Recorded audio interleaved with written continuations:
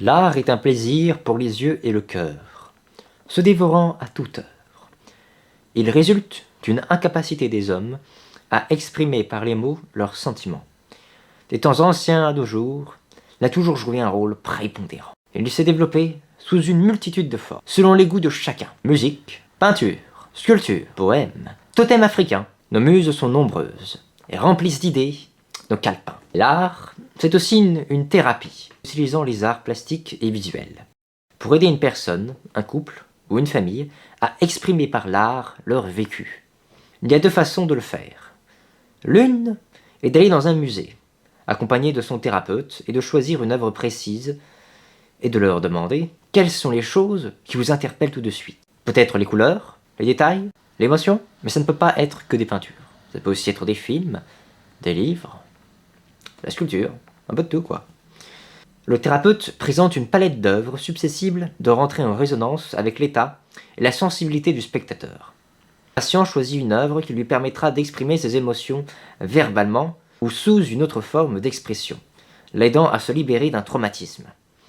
L'art-thérapie est plus certainement utilisée par des personnes ayant des problèmes de santé mentale, des troubles du langage, de l'alimentation, en situation de deuil, atteint d'Alzheimer, ou victimes de violences.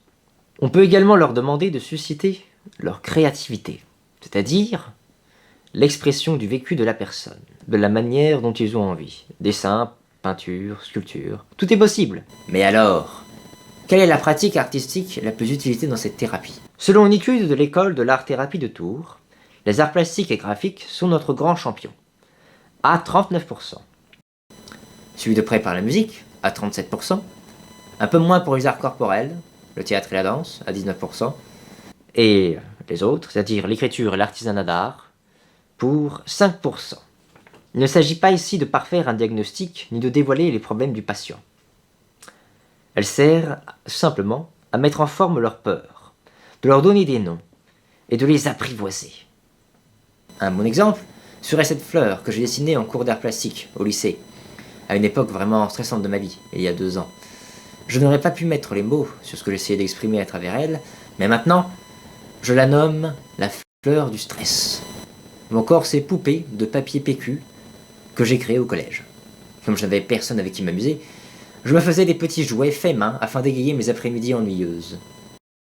En somme, l'art-thérapie est un détour pour s'approcher de soi.